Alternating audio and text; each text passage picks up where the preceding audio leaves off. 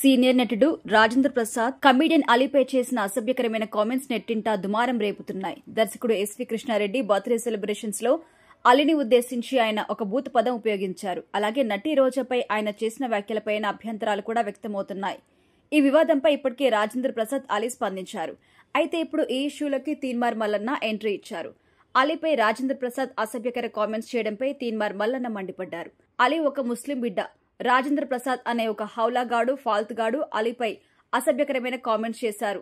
రాజేంద్ర ప్రసాద్ నువ్వు మనిషివా గాడిదవా? నువ్వన్నమాట ఒక చిరంజీవినో బాలకృష్ణనో అనగలవా?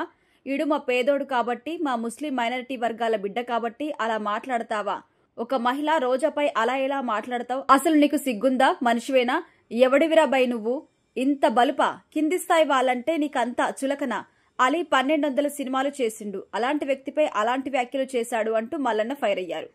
రాజేంద్ర ప్రసాద్ బూతులు తిడుతున్నప్పుడు అలీ అక్కడే ఉండి నవ్వుతున్నాడు. వాణ్ణి ఒక తన్ను తన్నాల్సింది. వాడొక సిగ్గులేని వెధవ. నువ్వసలు మనిషివేనారా రాజేంద్ర ప్రసాద్?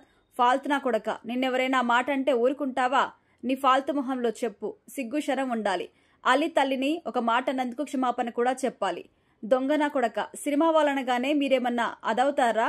ఏ ఊర్రా నీది? మా వర్గాల ప్రజల గురించి తప్పుగా మాట్లాడితే ఇట్లే మాట్లాడాల్సి వస్తుంది.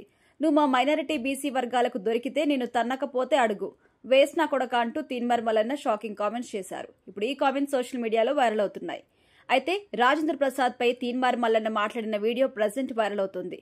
దీనిపై నెటిజన్స్ భిన్న కామెంట్స్ చేస్తున్నారు. రాజేంద్ర ప్రసాద్ మాట్లాడింది తప్పైతే మల్లన్న మాట్లాడింది ఏంటని కౌంటర్ ఇస్తున్నారు. ఆయన వ్యాఖ్యలు ఖండిస్తూ అంతకంటే తీవ్ర అసభ్యకరమైన కామెంట్స్ చేశారంటూ మల్లన్నను కూడా విమర్శిస్తున్నారు. గతంలో పలు సందర్భాల్లో మల్లన్న వివాదాస్పద వ్యాఖ్యలు చేశారు. రాజేంద్ర ప్రసాద్ ఉద్దేశపూర్వకంగా తనపై కామెంట్స్ చేయలేదు అని అలీ స్వయంగా క్లారిటీ ఇచ్చారని, వాళ్ళు బాగున్నప్పుడు మధ్యలో నీకేంటి బాధ అంటున్నారు.